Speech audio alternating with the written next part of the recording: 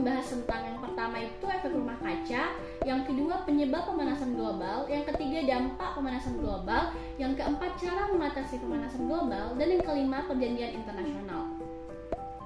Nah, di sini adik-adik tahu nggak apa itu pemanasan global dan efek rumah kaca? Pemanasan global adalah fenomena perubahan iklim drastis akibat kenaikan suhu rata-rata pada atmosfer, laut, dan daratan. Kondisi ini bisa membuat lapisan ozon kian menipis. Menipisnya lapisan ozon yang menyelimuti bumi berpengaruh pada perubahan cuaca, udara, dan sumber air yang penting bagi keberlangsungan kehidupan.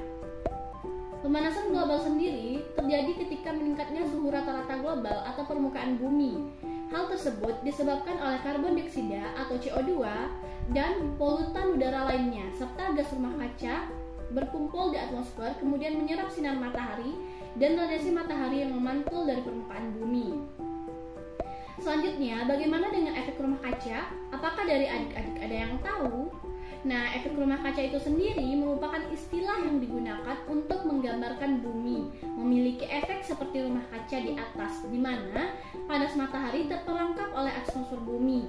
Gas-gas di atmosfer seperti karbon dioksida atau CO2 dapat menahan panas matahari sehingga panas matahari terperangkap di dalam atmosfer bumi. Nah, sekarang udah paham ya apa itu pemanasan global dan efek rumah kaca tersebut.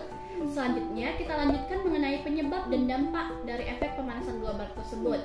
Penyebab terjadinya pemanasan global itu sendiri, yang pertama itu peningkatan gas rumah kaca di atmosfer, menyebabkan gas rumah kaca di dunia.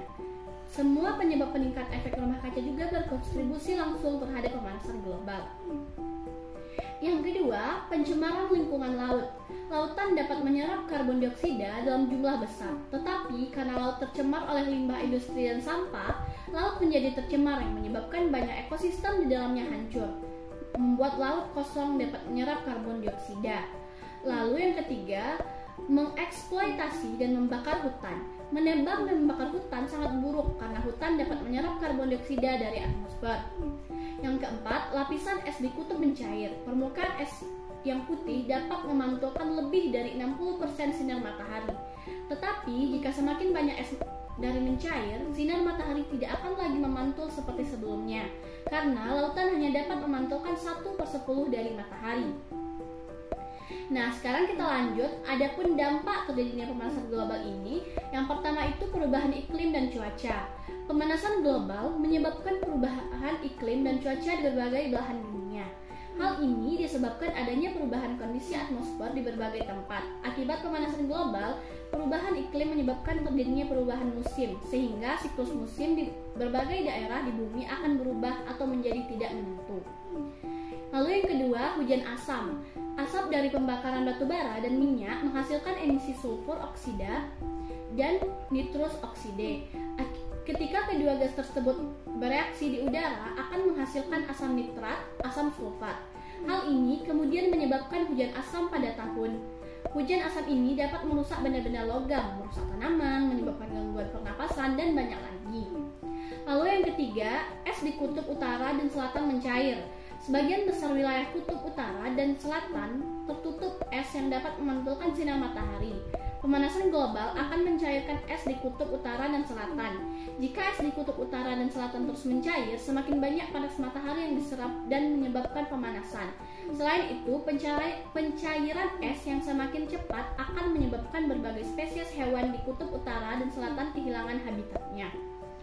Lalu yang keempat, permukaan laut naik. Es yang dicair dari kutub utara dan selatan akan mengalir ke laut. Pada tahun permukaan air laut perlahan akan naik. Menurut beberapa ilmuwan, selama abad ke-20, permukaan laut naik dari menjadi 25 cm dan perkiraan permukaan air laut terus naik hingga 88 cm. Hal ini tentunya akan mengurangi luas daratan di permukaan bumi. Lalu yang kelima itu, ekologis terganggu. Pemanasan global berdampak besar pada semua makhluk hidup, termasuk spesies hewan dan tumbuhan. Aktivitas manusia yang menyebabkan pemanasan global akan menyebabkan banyak hewan berimigrasi ke tempat lain. Tumbuhan di suatu daerah dapat punah dan mati karena iklim tidak lagi cocok untuk habitat aslinya. Lalu yang keenam adalah lapisan ozon menipis. Lapisan ozon adalah lapisan yang menutupi bumi dari radiasi langsung matahari. Pemanasan global menurunkan bahkan merusak lapisan ozon. Efek yang merusak lapisan ozon adalah sinar matahari langsung yang mengenai kulit manusia. Sinar ultraviolet yang mengenai kulit secara langsung dapat menyebabkan penyakit kulit hingga kanker kulit.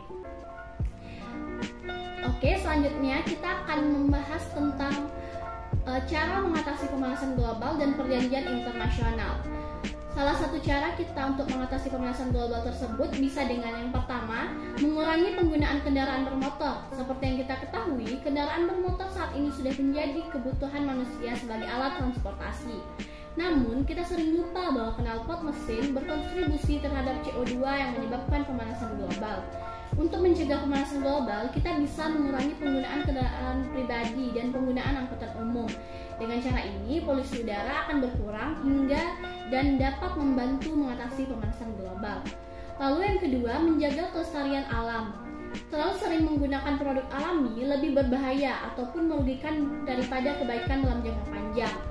Untuk itu, kita penting untuk mengontrol atau menghentikan penebangan dan pembakaran hutan untuk membuka lahan.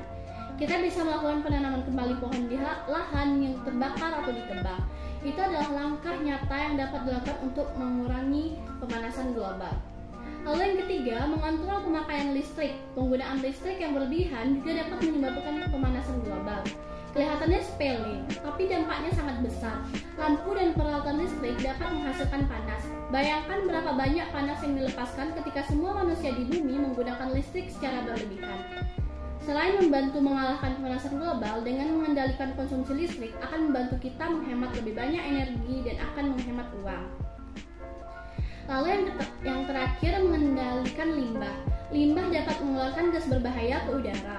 Gas beracun ini selain menimbulkan bau juga dapat menyebabkan efek rumah kaca, memerangkap panas dari matahari di permukaan bumi. Dengan mengendalikan limbah, baik limbah domestik maupun industri, dapat membantu memerangi pemanasan global. Itu tadi penjelasan mengenai cara mengatasi dari pemanasan global. Lalu ya, topik yang terakhir itu mengenai perjanjian internasional itu sendiri. Ada kerjasama internasional itu diperlukan untuk mengurangi efek dari gas rumah kaca.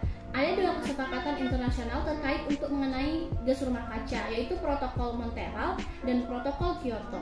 Apakah adik-adik ada yang tahu apa itu Protokol Montreal dan Protokol Kyoto? Nah, di sini perjanjian internasional pertama yaitu Protokol Montreal. Ini merupakan perjanjian internasional yang dirancang untuk melindungi lapisan ozon dengan menghilangkan produksi zat tertentu yang diyakini bertanggung jawab atas prinsip ozon. Perjanjian ini dibuka untuk ditandatangani pada tanggal 16 September dan mulai berlaku pada tanggal 1 Januari 1989.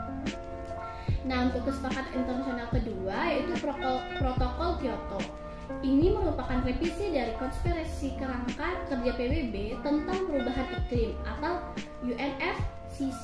Kesepakatan internasional tentang pemanasan global yang telah ditandatangani pada tahun 1997 di Jepang oleh 160 negara.